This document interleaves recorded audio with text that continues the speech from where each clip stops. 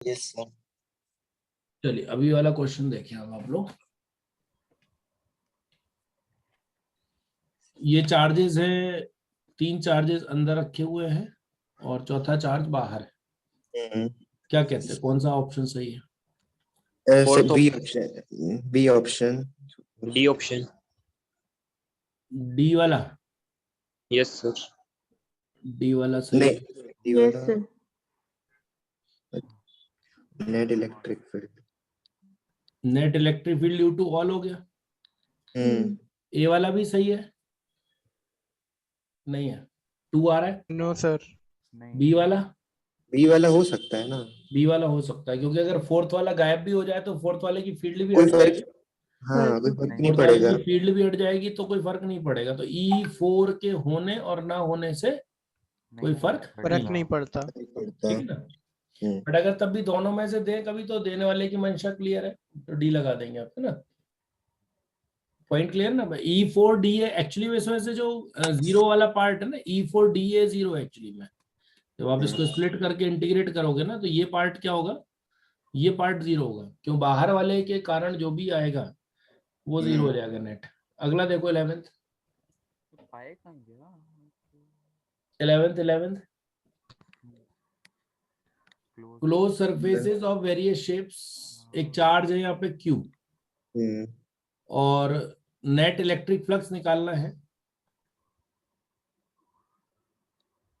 ये दोनों चीज लिखी है question. Electric flux, electric flux is same through, ये लाइन गलत हो गया तो वही क्वेश्चन है। Electric flux through different surfaces, तो आंसर क्या हो जाएगा? सेम ही होगा इसमें, सेम होगा क्योंकि the net electric flux through all surfaces, वो दोनों जगह सेम लिख गया।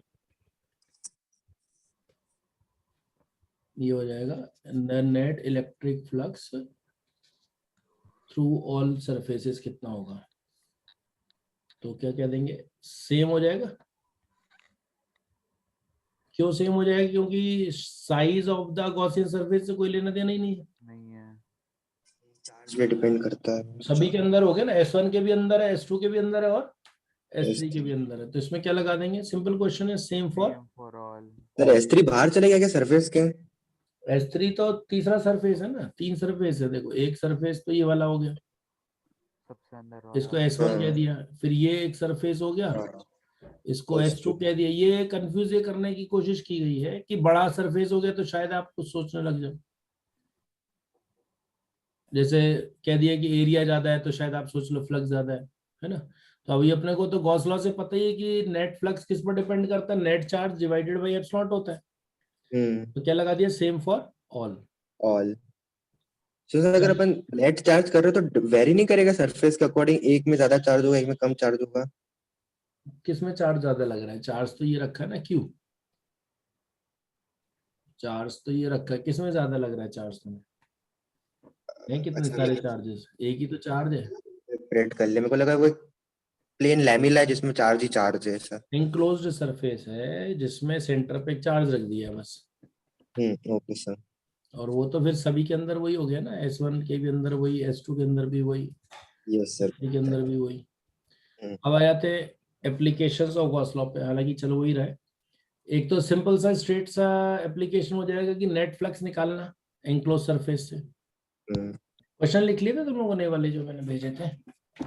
आगे लिखने हैं, आज के लिखने हैं। ये मैंने वैसे पूरी शीट भेज दी थी आपको, है ना, इकट्ठी। Yes sir. क्वेश्चंस ही है बेसिकली। तो टू फाइंड आउट, प्रिंट निकालना हो तो प्रिंट निकाल लेना, तो जैसा भी इच्छा हो, है ना। और लिखना हो तो लिख लेना, टाइम तो है आपके पास, ऐसा नहीं है। नेट फ्लक्स निकालना है एनक्लोज सरफेस से। अब ये एक स्फीयर दिया है, point charge is located at the centre of a uniform ring having linear charge density lambda, having linear charge density lambda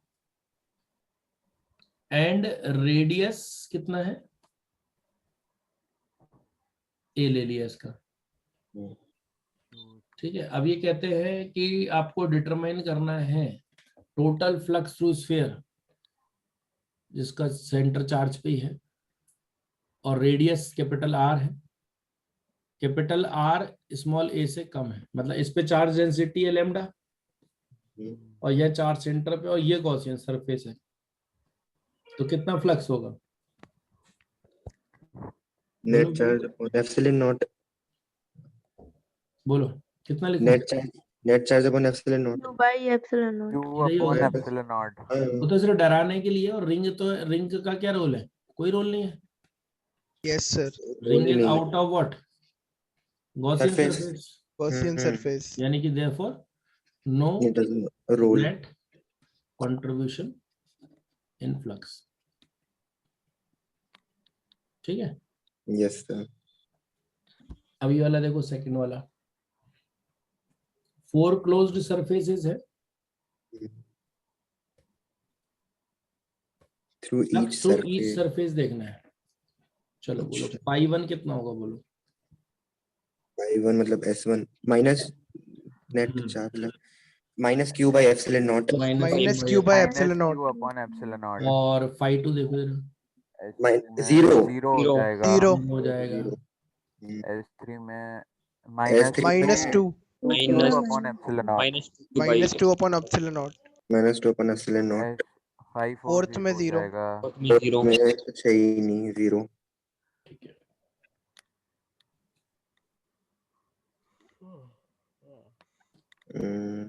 एक मिनट थोड़ा सा डायग्राम में,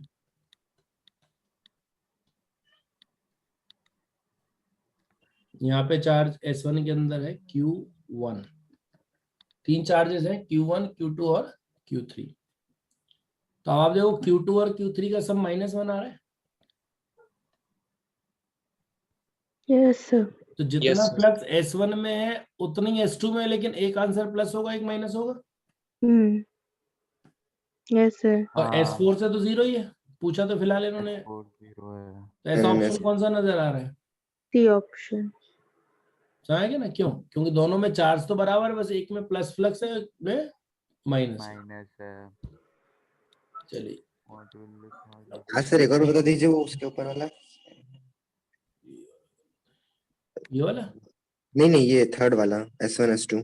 देखो, थर्ड वाला देखो, फ्लक्स सीट निकालना है, net charge upon epsilon not. यहाँ पे Q upon epsilon हाँ, naught हो जाएगा, वहाँ 2 9 से डिवाइड कर minus देंगे। Q ठीक upon है, यस epsilon सर। naught आ जाएगा. ठीक है ना, यस, 9 से डिवाइड करके लाए ना ये आंसर। वो तो एप्सिलॉन से डिवाइड कर दिया ना, हाँ वही। 10 की पावर -3 अपॉन एप्सिलॉन नॉट है क्या, 8.854 इंटू 10 की पावर कितना होता है ना? वो तो आप वैल्यू याद रख लो, और बल्कि मैं तो कह रहा हूँ 1 अपॉन एप्सिलॉन भी ध्यान करो। 1 अपॉन एप्सिलॉन कितना होता है? 1 अपॉन 4 pi. 4 पाई इंटू, नहीं वो तो CGS में 4 पाई है ना, 4 हाँ. पाई इंटू 9 इंटू 10 की पावर 9 लिख दो तो ज्यादा अच्छा है। Hmm. हाँ, SI में चल रहा है ना। ये वाला क्वेश्चन इस लोकेशन पे नहीं चाहिए था, 1 मिनट।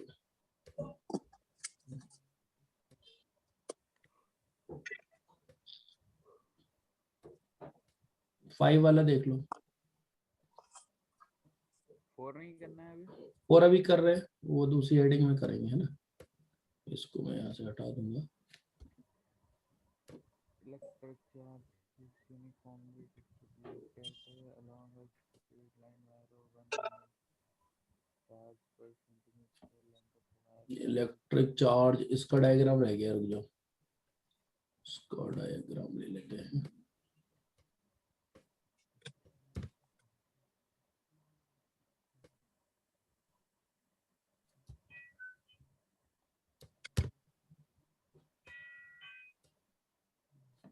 ये रहा इसका डायग्राम।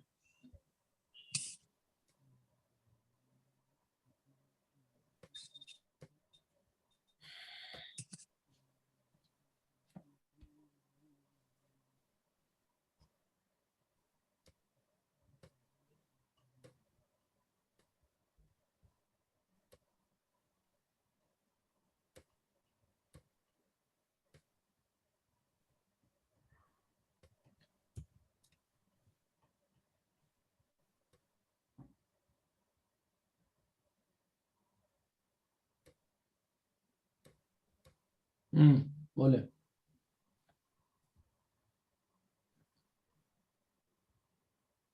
100 वाला। Q upon epsilon naught. भाई 1 सेंटीमीटर में कितना चार्ज है? क्यू। Q. इस रॉड की लेंथ अंदर अंदर 100 सेंटीमीटर है, Yes sir. तो क्यू कितना हो गया? 100 क्यू हो गया ना? 100 Q. 100 Q. बस। और रेडियस से कोई लेना देना नहीं है. ठीक है, सीधे आंसर हो गया। एक मिनट रुक जाओ।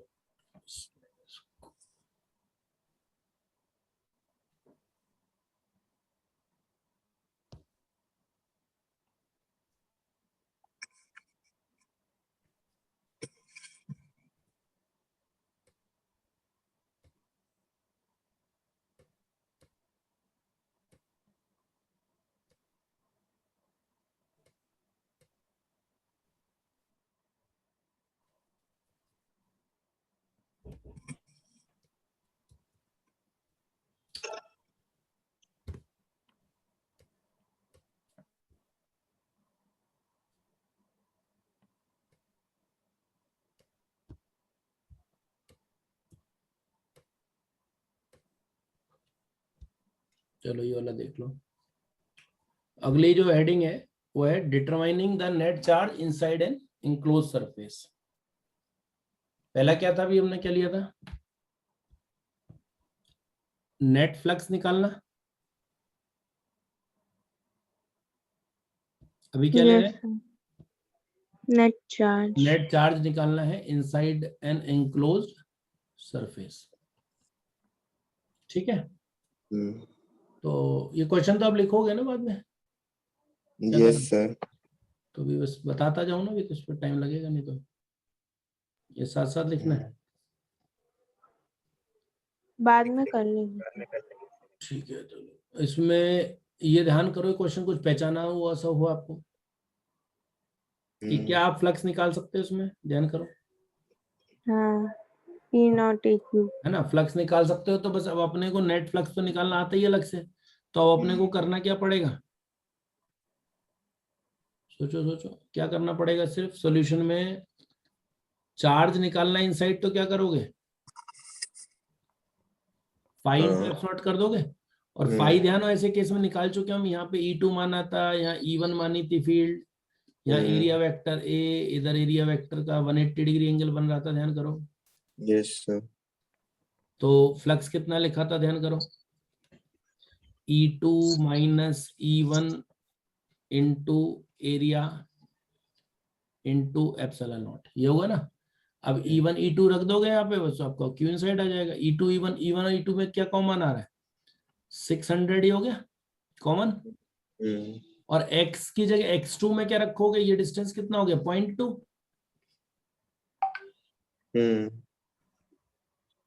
तो 0.2 की पावर हाफ माइनस पहले वाले का x कोऑर्डिनेट क्या है? 0.1 की पावर हाफ. इंटू 0.1 का स्क्वायर। अब 0.2 की पावर हाफ को कैसे सॉल्व करोगे? आप इसको 2 अपॉन रूट ये मान लोगे ना, √2/10, और इसको क्या मान लोगे? √1/10। तो 1/√10 तो कॉमन ही आ गया ना। √2 माइनस √1 क्या होता है? 0.414 हो जाएगा ना। तो इससे हो जाएगा नहीं काम अपना।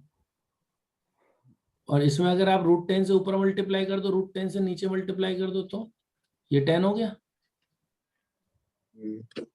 तो एक डेसिमल और खिसक गया। ठीक है, yes. E2 minus E1 A square कैसे आया अपना? ये बेटा करवा चुका हूँ मैं। अब तुम पूछ रहे हो मेरे से, ये मैं तो करवा ही चुका हूँ। क्वेश्चन 3 क्वेश्चन करवाए थे मैंने। Net electric flux. यहाँ पर फ्लक्स कितना है? हाँ यहाँ पर कितना है? हाँ आज इवन करवाया था नहीं करे थे? Yes sir.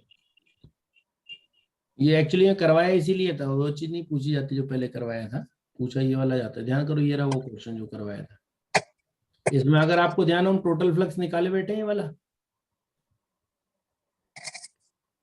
ध्यान करो। E0 A³ निकाल लिया था बहुत पहले ही। Yes sir. तो बस अपने को क्यू इनसाइड निकालने के लिए क्या करना रह गया? फ्लक्स को मल्टीप्लाई कर देंगे किससे? Epsilon not sir. नॉट से। तो अगर नेट चार्ज निकालना है तो क्या निकालना आना चाहिए? नेट फ्लक्स निकालना आना चाहिए। अगर आप नेट फ्लक्स निकाल पा रहे हो तो गॉस लॉ से उल्टा आप क्या निकाल ले जाओगे? चार्ज निकाल पाओगे ना? हाँ या ना? Yes sir. अब एक ये लाइन देखो क्या कह रहे हैं। यूनिफॉर्म फील्ड में रखे हुए एंक्लोज सरफेस से फ्लक्स क्या हो रहा था? ध्यान करो, जीरो था। तो यानी कि क्यू इनसाइड क्या हो जाता है? फ्लक्स इनटू एप्सिलॉन होता है। यानी क्यू इनसाइड क्या हो गया? जीरो हो गया ना? जीरो। क्योंकि net electric flux through N enclose surface कैसी फील्ड में रखा हुआ? ध्यान करो, यूनिफॉर्म इलेक्ट्रिक फील्ड में जो रखा है। ठीक है, तो ये भी बढ़िया रिजल्ट हो गया कि अगर मान लो मैंने कोई एंक्लोज सरफेस रखा और यूनिफॉर्म फील्ड में रखा हुआ और आपको कह दिया कि जो इससे वो बताओ इसमें नेट चार्ज कितना है, तो डायरेक्टली आ जाएगा ना। तो क्या क्या एप्लीकेशन पढ़ लिया अभी हम लोगों ने? एक तो क्या निकालना गॉस लॉ की हेल्प से? इलेक्ट्रिक फ्लक्स निकालना। दूसरा क्या? फ्लक्स अलग तरीके से निकाल के उल्टा क्या निकाल लेना फिर? Q inside. देख लो, ये वापस से रिपीट कर रहा हूँ। ये क्वेश्चन क्लियर है 10th वाला सभी को? Yes sir. Yes sir. 11th? Yes sir. अब देखो, नेट फ्लक्स निकालना तो कोई खास है ही नहीं, वो तो बेसिक लॉ है ही, नेट चार्ज अपॉन एप्सिलॉन करना। ये क्वेश्चंस क्लियर है। अब इसमें ये वाला मैंने छुड़वा दिया था, यहाँ नहीं करने को बोला है ना, वो आगे करने को बोला है ना। तो यहाँ पर फ्लक्स निकाल लिए। फिर अब ये जो एग्जांपल्स ले रहे हैं वो सिर्फ किसके ले रहे हैं? नेट चार्ज निकालने के। तो सीधी बात है, लेफ्ट हैंड साइड और राइट हैंड साइड में से एक नोन होता है, एक अननोन होता है। भाई आपको गॉस लॉ में नेट फ्लक्स निकालना बताया गया, लेकिन वो क्यू बाय एप्सिलॉन है, इसका उल्टा भी तो हो सकता है ना क्वेश्चन। तो किस पर बेस्ड है? यहाँ पे ए स्क्वायर कैसे आया? ए स्क्वायर कैसे आया? कौन बताएगा ए स्क्वायर कैसे है भाई? ई डॉट एरिया एरिया था तो निकाला है एरिया ना। निकाला। क्यूब का एरिया जो है वो एक सरफेस का कितना होता है? ए स्क्वायर। ए स्क्वायर होता है। क्या है? क्या मैं क्या बोलूं मैं, बिल्कुल एकदम खतरनाक हो जाते हैं। चलो आगे बढ़े। Yes sir. अब इसके बाद एक इम्पोर्टेंट पॉइंट पर आते हैं हम लोग, थोड़ा सा मैथ्स और छोटी छोटी चीजें। इनके से स्पेस छोड़ देते हैं। ये तो क्वेश्चन ही कर रहे हैं, ये तो लिख नहीं रहे हो तो इकट्ठे ही लिख लेना। भेज तो मैंने सब दिया ही था आपको पिछले राउंड में, सारी शीट भेज दी थी पूरी, वो पीडीएफ वाली जो थी। इस पेज छोड़ने पड़ेंगे ना लिखने के लिए। अब लिख ही नहीं रहे तो सब छूटे ही है ना। अगर कोई लिख रहे हो तब तो ये वाली बात वैलिड हुई। ये पेज तो छोड़ने पड़ेंगे ना सर उसके लिखने के लिए।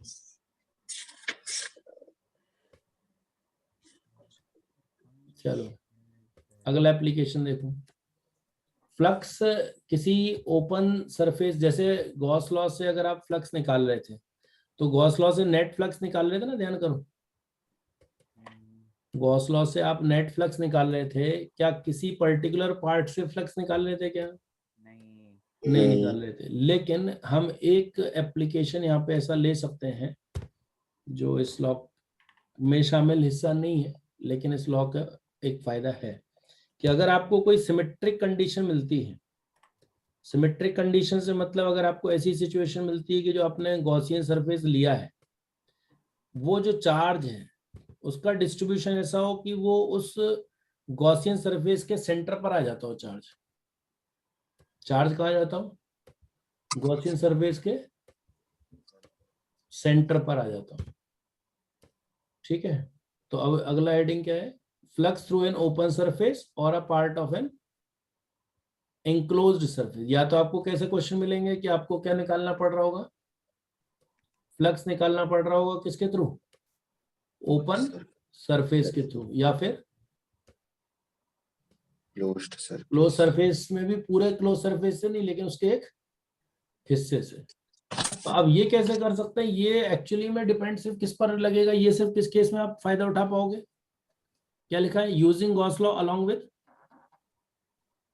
Symmetry arguments. मतलब ये जो एप्लीकेशन है ये हर बार नहीं हो पाएगा, ये कुछ पर्टिकुलर एग्जांपल्स में आप फायदा उठा पाओगे। और वो क्या कहा मैंने, कौन सी कंडीशंस में?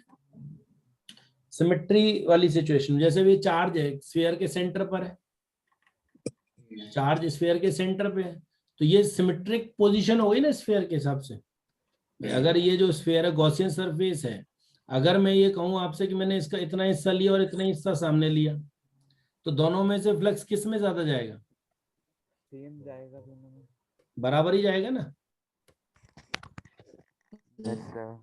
तो सिमेट्री आर्ग्यूमेंट्स ये हैं कि आपको ये खुद ही ढूंढना पड़ेगा कि गिवन सिचुएशन में क्या ऐसा हो रहा है कि जो चार्ज जहां रखा है वो सिमेट्रिकली अरेंज्ड है।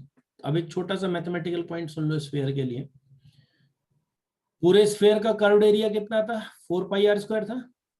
हाँ अगर Yes, sir. आप एक छोटा सा पोर्शन इसका लेते हो स्फीयर का, नॉट द हेमिस्फीयर, इतना सा पोर्शन ले लिया, आपको देना हेमिस्फीयर का कर्व्ड सरफेस एरिया 2πr² बोल देते थे स्केलर में। लेकिन अब मैं हेमिस्फीयर ना लेके और छोटा सा पार्ट लूं, तो ये वाला स्ट्रक्चर जो है इसका भी तो कुछ सरफेस एरिया होगा ना। होगा। तो वो सरफेस एरिया कैसे निकालते हैं, मतलब कितना होगा वो बता रहा हूँ, कैसे निकालते तो नहीं। तो यहाँ पर आपको क्या करना है कि जो ये चोजन पार्ट है, जो ये पार्ट ऑफ जो पार्ट ऑफ स्फीयर है, इसका जो सेंटर है, इससे आपने इसको ज्वाइन करा, किनारों को इसको ज्वाइन कर दिया। अब ये अगर एंगल्स कितने कितने, थीटा थीटा, तो इसका फॉर्मूला आप याद रखो कितना होता है, 2πr² 1 - cos थीटा। ये एक्स्ट्रा ही है लेकिन बढ़िया काम का है, कहीं काम आ जाए एक आध जगह और भी। ठीक है, area of a spherical portion क्या है? 2πr² 1 - cos theta. cos theta. Theta ही ध्यान रखना, ये हाफ एंगल है ना। जैसे अगर हेमिस्फीयर होता तो हेमिस्फीयर का हाफ एंगल कितना हो जाता? 90 डिग्री हो जाता ना। तो ये रिजल्ट क्या आ जाता है? 2πr²। तो अब ये याद रखना है 2πr² 1 - cos थीटा। अब जैसे आप ये सोचो कि ये पूरा स्फीयर है, इससे कितना फ्लक्स जाता? Q/ε जाता ना। Q/ε0। Q/ε0 फ्लक्स इससे पास होता। लेकिन अब जो है 4πr² एरिया था वो, उससे कितना पास हो रहा था? और अभी जो एरिया जिसकी हम बात कर रहे हैं वो एरिया इतना है 2πr²। तो इससे कितना होगा? Q/2ε0। जो ये वाला हिस्सा है वो इस हिस्से का जितना फ्रैक्शन होगा उतना ही तो होगा। और वो कितना फ्रैक्शन आप देख के रखो, 2πr² 1 - cos थीटा को किससे डिवाइड करके रखो, यानी कि ये रिजल्ट क्या हो जाता है? Half into 1 - cos theta. मतलब ये कि जो ये स्फेरिकल पोर्शन है वो टोटल एरिया का कितना है? Half into 1 - cos theta. तो आप ये क्या करोगे, यहाँ पे फ्लक्स भी क्या होगा? आधा हो जाएगा। नहीं, फ्लक्स भी इतना ही हो जाएगा ना, इतने टाइम्स। टोटल हाँ, फ्लक्स पर कितना मैं होता? Q/ε0 होता। तो उसमें किसकी मल्टीप्लाई हो जाएगी? 1/2। ये सिर्फ क्यों हो पा रहा है? क्योंकि चार्ज कहाँ पर है? सेंटर पे। अगर भी सेंटर से इधर इधर कर दें तो नेट फ्लक्स तो अभी भी Q/ε0 रहेगा, लेकिन ये वाला रिजल्ट वैलिड नहीं हो पाएगा। ठीक है, डन और नॉट डन? 2 मिनट है बना लेते। नहीं, इकट्ठे ही बना लेना, अभी तो बात हो गई अपनी, बीच बीच में कैसे बनाओगे। ठीक है सर। अब इसका दूसरा फायदा देखो, जैसे मान लो ये मैंने डिस्क दे दी, अब इस डिस्क के एक्सिस पर चार्ज रखा हुआ है, अब अपने को निकालना है फ्लक्स। तो आप देखो इसको मिला दो, ये वही कोन जैसा स्ट्रक्चर बन गया जो पीछे बन रहा था यहाँ पर। हाँ। तो अब इस कंडीशन में भी वही फायदा आप यहाँ पर उठा सकते हो, सिर्फ आपको क्या चाहिए? थीटा। cos थीटा चाहिए ना। थीटा भी नीचे देखो तो cos थीटा चाहिए। तो Q/2ε0 1 - cos theta. cos theta. अब cos थीटा की जगह क्या लिख लोगे? cos थीटा क्या होता है? R/B। बेस हो गया B। अपॉन हाइपोट under root R square plus B square. और ये भी दिया हुआ है इसमें डाटा √3b, तो √3b ये तो b/2 हो जाएगा ना पूरा सॉल्व करके। भाई √3 का स्क्वायर 3 हो गया, 3 + 1 4 हो गया, 2 आ गया, b अपॉन b हो गया ना, तो 1/2 हो गया एग्जैक्टली। तो cos थीटा 1/2 रख दो यहाँ पे, वो तो डाटा दिया हुआ है इसलिए है ना। 1/2 रख दिया तो क्या हो गया, q/2 एप्सिलॉन 1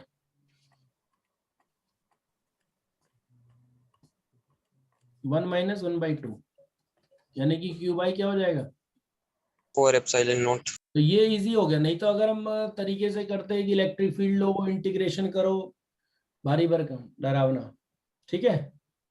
बेस तो ये फायदे लेकिन सिर्फ कब उठा पा रहे हैं, जब सिमेट्रिक सिचुएशंस हैं। चलिए और देखते हैं क्या कहा था मैंने इसमें आपको कि फ्लक्स निकालना है तो किसी खुले हुए हिस्से से या फिर बंद के किसी हिस्से से। अब ये टेट्राहेड्रॉन क्या बंद है ना सरफेस, तो ये खुला हिस्सा तो है नहीं, जैसे ये वाला हिस्सा खुला था।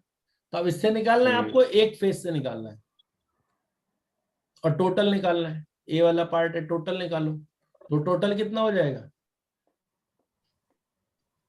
टोटल तो क्या हो जाएगा q/ε0। अब यहाँ पर किसी एक से कितना हो जाएगा, तो हम ये सोचें जब ये सेंटर ऑफ सिमेट्री पे रखा है तो चारों से बराबर जाएगा ना। Yes sir. जब चारों से बराबर जाएगा तो किसी एक से कितना जाएगा 1/4। 1/4 का टोटल। तो इस तरह की सिमेट्रिक सिचुएशंस में आपसे क्वेश्चन पूछे जाएंगे, आपको ये लॉजिक अपने लगाने हैं यहाँ पे सिमेट्री आर्ग्यूमेंट्स। ठीक है, क्लियर। Yes sir. ये वाला देखो, चार्ज को क्यूब के सेंटर पे रख दिया, चार्ज को क्यूब के सेंटर पे रख दिया, तो पूरे क्यूब से कितना फ्लक्स जाएगा q/ε0 और एक फेज से कितना जाएगा 1/6 एप्सिलॉन। समझ आ गया ना, क्योंकि 6 फेज है और 6 फेज में बराबर ही तो जा रहा होगा ना। हाँ यस सर। अब ये देखो यहाँ पे एज सेंटर पे रख दिया, अब एज सेंटर पे रख दिया तो क्या सारे सरफेस से सिमेट्रिक सिचुएशन है ये नहीं। तो आप ऐसा सोचो कि ऐसा गॉसियन सरफेस बनाओ जिसके सेंटर पे आ जाए। सोचो कितने क्यूब तैयार हो गए 4। अब उन 4 क्यूब्स का तो ये सेंटर ऑफ सिमेट्री हो गया ना, तो हर क्यूब से सेम जाएगा। Yes sir. यानी एक क्यूब से कितना जाएगा 1/2। 1/4।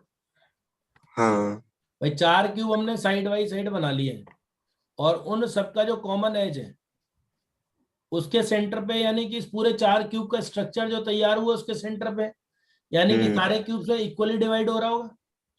हाँ तो this is a symmetry argument जो मैंने हेडिंग में लिखा था, आगे समझ।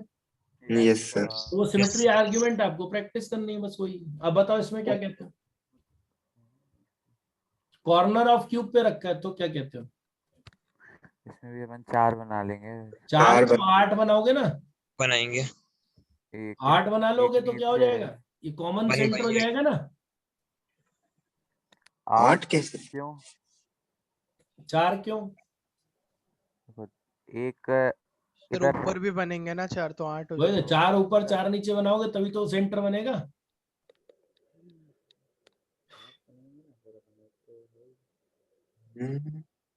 हाँ या ना।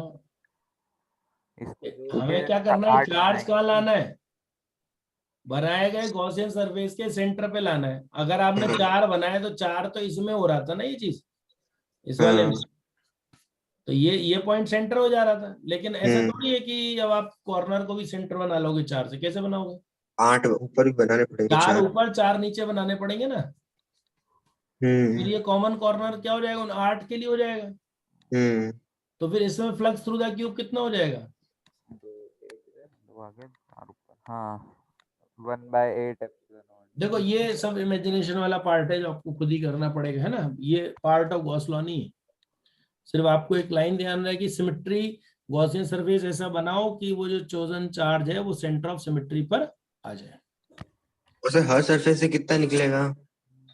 हाँ अभी आ रहे हैं बात पे। अब ये जो 3 फेज हैं अगर आप सोचो फील्ड लाइन इस सरफेस के अलॉन्ग होगी, इसका एरिया वेक्टर ये होगा। फ्रंट सरफेस जो अपनी तरफ वाला ही है, इसका एरिया वेक्टर इधर होगा, फील्ड लाइन ऐसी होगी। यानी कि जिन तीन फेसेस से कॉमन कॉर्नर बन रहा है, ये वाला सरफेस, टॉप वाला सरफेस और फ्रंट सरफेस, इन तीन से ये कॉमन कॉर्नर बन रहा है। तो जब ये तीन से कॉमन कॉर्नर बन रहा है तो इसका मतलब इन तीन के लिए फील्ड तो इसी के अलॉन्ग हो जाएगी ना, सरफेस के अलॉन्ग। एरिया वेक्टर्स के परपेंडिकुलर है, 90 डिग्री का एंगल है। इसका मतलब इन तीन से फ्लक्स क्या हो जाएगा? 0 जीरो हो जाएगा। तो flux through three faces forming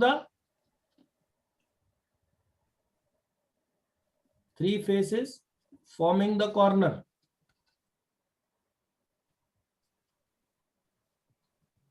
क्या हो जाएगा?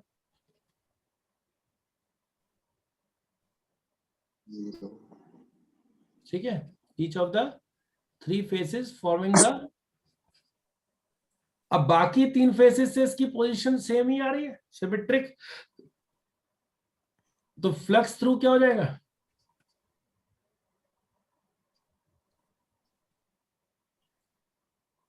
And through each of remaining three क्या हो जाएगा? टोटल का 1/3 हो जाएगा ना। यानी कि कितना हो गया? 24 epsilon not Q upon 24 epsilon not. आगे तीन समझ? बच्चे को जो तीन सरफेस है सर, सिमेट्रिकल कैसे बना रहा है वो तो? सोचो सबका डिस्टेंस सेम ही होगा ना इससे। एक कॉर्नर के रिलेटिव किसी से क्यों ज्यादा जा रहा होगा? इनसे तो जीरो क्यों हो गया? क्योंकि इलेक्ट्रिक फील्ड इसके कारण और एरिया वेक्टर दोनों के कारण क्या है? परपेंडिकुलर है। तो इनसे तो फ्लक्स हो गया जीरो। अब बाकी तीन से इसकी पोजीशन सिमेट्रिक पोजीशन है ना, सेम ही तो डिस्टेंस होगा, किसी से भी ज्यादा क्यों होगा? Think of a cube. मैं 3 को मेरे को समझ में नहीं आया, तीन सरफेस कौन से है जो जीरो हो रहे हैं? तीन वो ये पढ़ो ना क्या लिखा है, तीन फेसेस जिनसे कॉर्नर बन रहा है। तो बाकी अरे अपने कमरे में सोचो, एक कॉर्नर, छत का कॉर्नर कितने सरफेसेस से तैयार हो रहा है? तीन सरफेस। तीन सरफेस हो गए ना, दो एडजेसेंट वॉल और एक छत। हाँ, तो अब उनमें जो फील्ड लाइन होगी वो किसके अलोंग होगी? अलोंग द सरफेस हो गई। और एरिया वेक्टर, तो इन तीन सरफेसेस से जो ये तीन सरफेस बन रहे हैं, इन तीन सरफेसेस से फ्लक्स क्या होगा? जीरो होगा। जीरो होगा। अब बाकी तीन से आप बताओ कि किससे डिस्टेंस ज्यादा कम लग रहा है? वो बराबर है बराबर बाकी ही है ना। सबसे तो इसका मतलब तीनों में फ्लक्स इलेक्ट्रिक बराबर होगा। फील्ड लाइन ये जो पीछे वाला है उससे भी तो 90 डिग्री पे है। कौन सा पीछे वाला? बैक साइड वाला? बैक साइड हाँ, कैसे 90 पे? मैंने लॉन्ग द सरफेस ले रहे हैं तो अरे तो उसके हर 90 सरफेस के लॉन्ग थोड़ी ले लोगे। तो सामने वाला सरफेस तो रूट 2a के बराबर होगा ना, इतना दूर है ना। नहीं नहीं, अब आप पहले तो इन तीन सरफेस का तो क्लियर हो गया कि नहीं हुआ? ये छत और ये दो समझ आ इसका। गया कि दो छत हो गई और दो दीवारें हो गई, हम्म। इनसे फ्लक्स जीरो होगा। यस सर, ये तो आ अब गया। बाकी जो दीवारें हैं और जो फर्श है उनकी दूरी बराबर हो गई नहीं हो गई? हाँ हो गई। तो ब्रेक क्या? भाई ये तो क्यूब का कॉर्नर है ना। क्यूब का कॉर्नर, इसमें क्या बाकी जो सरफेस हैं जो ये कॉर्नर नहीं बना रहे हैं, उनमें से किसी से आपको लग रहा है कि इसकी पोजीशन, रिलेटिव पोजीशन अलग अलग है? आप एक दीवार के सेंटर से उस सरफेस कॉर्नर तक आओ या फ्लोर के सेंटर से, और बराबर ही तो आएगा। हाँ, तो यहाँ पर ये जो रिजल्ट है वो क्या हो जाएगा कि flux through each of remaining three क्या हो जाएगा? Q by 24 epsilon naught. 24 epsilon हो जाएगा। अब जैसे ये इस तरह का आइडिया यहाँ पर तो लगा सकते हो, इन दोनों से क्या हो जाएगा? ये एज सेंटर वाले में, इससे फ्लक्स क्या होगा? 0, क्योंकि इसका एरिया वेक्टर है, फील्ड लाइन इसके अलॉन्ग होगी। इसमें भी फ्लक्स क्या होगा? 0 लेकिन अब वो चारों में बराबर नहीं बटा होगा, बाकी 4 में। तो वो यहाँ पे इस तरह का क्वेश्चन रेज नहीं किया जा सकता कि बाकी 4 में आप 4 में डिवाइड कर दो, नहीं चल पाएगा। वो सिर्फ वो कॉर्नर वाले में चल पा रही बात। ठीक है, आया नहीं आया, आ गया पता नहीं चला, बताओ क्या? ठीक है, आ तो गया। हाँ तो गया है। हम्म,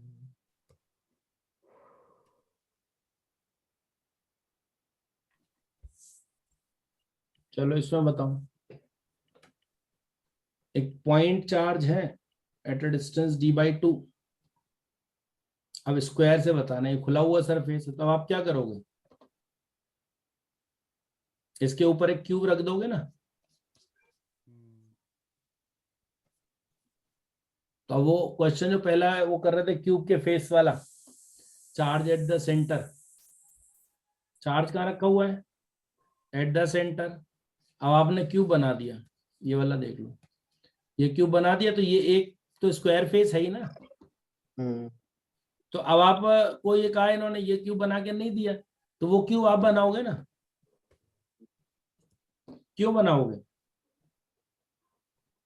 ताकि वो सेंटर में आ जाए। जिससे वो कि बनाए गए गॉसियन सरफेस के कहां पर आ जाए? सेंटर। मतलब गॉसियन सरफेस ऐसा बनाए जिससे कि जो दिया गया चार्ज है वो उस गॉसियन सरफेस के सेंटर ऑफ सिमेट्री पर हो।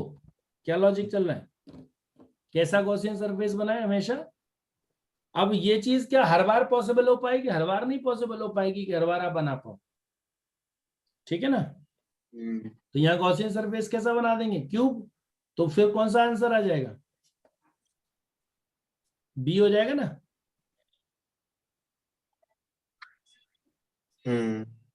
स्क्वायर उस बनाए गए क्यूब का क्या हो गया? एक फेस हो गया ना। Through the square. अच्छा हाँ, ठीक है। अरे जब ये क्वेश्चन किया हमने 4 सेंटर पे, तो एक फेस से कितना जा रहा था? q/6 एप्सिलॉन जा रहा था ना। हाँ, अब मैं बाकी सरफेस गायब कर दूं और यही रहने दूं तो आंसर बदल जाएगा क्या इस वाले सरफेस के लिए? नहीं बदलेगा। तो अब ये, लेकिन अब आपको सोचना पड़ेगा कि इसमें क्यूब बनाने से क्या फायदा होगा, कि क्यूब बना के आप वो सिमेट्री आर्ग्यूमेंट दे सकते हो, ये फायदा होगा। ये वाला देखो, एक चार्ज सेंटर पे रख दिया और 6 और चार्जेस रख दिए थोड़े थोड़े डिस्टेंस पे सिमेट्री के लिए। अब टोटल फ्लक्स कितना होगा? Q charge upon epsilon not centre cube end of negative charges है बाकी। तो यानी कि ये हो गया नेट फ्लक्स क्यूब से। अब एक फेज से बराबर ही जाएगा ना सब में, क्योंकि सबके लिए सिचुएशन तो सिमेट्री की है ना। 6 से डिवाइड कर देंगे, तो वो 6 से डिवाइड कर दिया बस। तो ये क्वेश्चंस इस तरह के मिलेंगे आपको, ऐसे तो लगभग सारे ही करा दिए हैं। तो यहाँ पर क्या करना है अपने को बस, कि एज फाइनल कंक्लूजन क्या है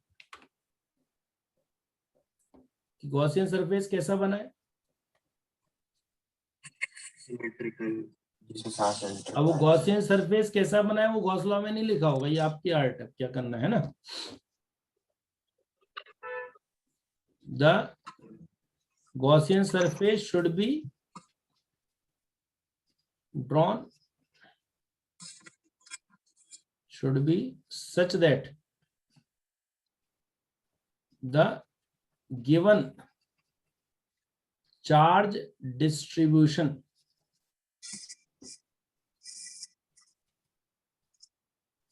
lies on the center या लाइन या surface of symmetry. Line of symmetry पर हो, पॉइंट ऑफ सिमेट्री पर हो, ये इसकी खास बात है। देखो गॉस लॉ में ये सारी बातें नहीं लिखी। गॉस लॉ क्या सिमेट्रिक कंडीशन के लिए वैलिड है। गॉस लॉ के लिए तो ऐसी कोई शर्त नहीं कि सिमेट्री होनी चाहिए। लेकिन हम जो ये एडिशनल फायदा क्या उठाना चाह रहे हैं हम निकालना चाह रहे हैं भाई, हेडिंग देखो, the flux through an open surface, क्या लिखा है देखो, फ्लक्स निकालना चाह रहे हैं थ्रू एन ओपन सरफेस और a part of an enclosed surface, क्या यूज करते हुए, using Gauss law along with symmetry arguments. मतलब गॉस लॉ के साथ आपको क्या और तर्क लगाने पड़ रहे हैं, सिमेट्री वाले तर्क जो भी हम लगाते चले आ रहे थे। आई समझ में हेडिंग कुछ? Yes sir. देख Yes, लो sir. क्वेश्चन सारे देख लो एक एक करके, स्फीयर वाला ही देख लो।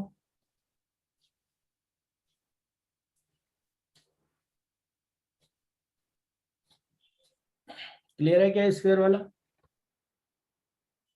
इसमें आप ये याद रखो कि एक छोटा सा टुकड़ा अगर आप लेते हैं, स्फेरिकल पोर्शन लेते हैं, तो वो कितना एंगल बना रहा होगा, इतना, और वो टोटल एंगल का कितना फ्रैक्शन होगा, टोटल एंगल का कितना फ्रैक्शन होगा, टोटल एंगल कितना होता है, यानी कि टोटल का कितना फ्रैक्शन होगा, इतना फ्रैक्शन होगा, 1/2 यानी कि इससे जो फ्लक्स जाएगा वो कितना जाएगा, Q by epsilon naught into Q 1 minus 1 minus cos theta. cos theta। आया समझ में कि नहीं आया? सही एंगल है क्या 2 पाई आर स्क्वायर या एरिया है? एरिया 4 पाई आर स्क्वायर क्या होता है, एरिया। Area of sphere. और ये क्या 2 पाई आर स्क्वायर क्या बताया मैंने, एरिया। ये जो बताया इतने हिस्से का एरिया। अरे एक बॉल लिया आपने, बॉल का इतना हिस्सा टुकड़ा कट कर दिया, इसका भी तो कुछ एरिया होगा ना, कर्व पोर्शन का। ये हर बार हेमिस्फीयर और स्फीयर की बातें ही थोड़ी करते रहेंगे हम। हेमिस्फीयर का आपको रटा हुआ है 2 पाई आर स्क्वायर, लेकिन आप सोचो हेमिस्फीयर ना लेके अगर मैं एक इतना सा सेगमेंट कट कर दूं, ये छोटा सा टुकड़ा मिला, इसका एरिया कैसे निकलेगा, 2 पाई आर स्क्वायर। उसका भी कोई फॉर्मूला 2 होता होगा pi ना, r square 1 minus वो cos फॉर्मूला theta. आपने नहीं पढ़ा हुआ, यहाँ पे जरूरत पड़ रही है तो मैंने आपसे कहा ये पढ़ लो बस, ठीक है ना। यस। अब इसका फायदा है क्या, जैसे मान लो इसकी जगह मैं कोन दे दूं, क्वेश्चन में ये कोन है, कोन के कॉर्नर पे ये चार्ज रख दिया वर्टेक्स पे, अब फ्लक्स बताओ, तो आप क्या करो, मिलाओ और ये एंगल देख लो, हो गया काम अपना। अब ये कोन वाला क्वेश्चन नहीं है, लेकिन क्या किया, एक डिस्क ले ली, मिलाया, तो स्ट्रक्चर तो वही बन गया ना, बना दिया कौन। अपना ये फॉर्मूला फायदा में हो गया, Q by 2 epsilon 1 minus cos theta. अब cos थीटा आप निकाल ही सकते हो, पर बेस अपॉन हाइपोटेनस से वो तो कुछ खास है नहीं आपके लिए, ठीक है। Yes sir. टेट्राहेड्रॉन में क्या Yes, किया sir. था, चार्ज रख दिया सेंटर पे और फ्लक्स पूछ लिया पूरे टेट्राहेड्रॉन से, तो कितना हो गया, Q upon epsilon. लेकिन अब एक फेज से पूछ लिया तो लॉजिक क्या लगाओगे कि यार किस फेज से ज्यादा जा रहा है, कि आप कहोगे सभी से तो बराबर जाएगा, because the charge is kept at the centre. तो अब इस कंडीशन में आप क्या दोगे, एक फेज से कितना जा रहा है 1/4, तो इसलिए आपने गॉस लॉ यूज किया और उसके साथ आपने क्या किया use, symmetry argument. Symmetry argument. समझ आ गया ना उस हेडिंग का मतलब। अब चार्ज कॉर्नर पे रखा था तो अपन ने क्या करा, 8 क्यूब बनाए, और उसमें एक क्यूब से कितना जाएगा फिर, Q by 8 एप्सिलॉन नॉट, और इनमें भी 3 फेज जो ये कॉर्नर बना रहे हैं, इनसे फ्लक्स नहीं जाएगा, तो इनसे फ्लक्स नहीं जाएगा तो बाकी 3 से बराबर बराबर जाएगा, क्योंकि कॉर्नर की जो पोजीशन है बाकी 3 सरफेसेस के लिए वो तो सेम ही है ना। हाँ यस सर। तो इसलिए हम क्या कह रहे हैं, each of the remaining 3 faces, each of the, मतलब ये तो टोटल जो जा रहा है वो तीनों का मिला के जा रहा है, तो एक से तो 1/3 कर दोगे ना। हाँ बराबर।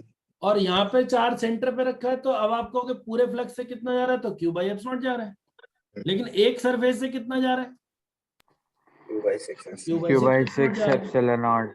अब मान लो मिड पॉइंट पे रख दिया, तो आपने वो सिमेट्री लाने के लिए एक गॉसियन सरफेस बनाया। कैसा गॉसियन सरफेस बनाया, जो इस क्यूब के 4 क्यूब के बराबर हो, और वो इस तरह से आपने अरेंज किया कि जो चार्ज है उस बनाए गए गॉसियन सरफेस के कहाँ आ गया, सेंटर ऑफ सिमेट्री पे आ गया ना। सेंटर पे आ तो वो गया. गॉसियन सरफेस कैसा बनाना है जिससे आप लॉजिक दे पाओ, वो आपकी आर्ट है ना। क्लियर हो गया आइडिया? Yes sir. अब charge centre of the face पे रख दिया तो क्या कहते हो, एक क्यूब और बना दो इधर।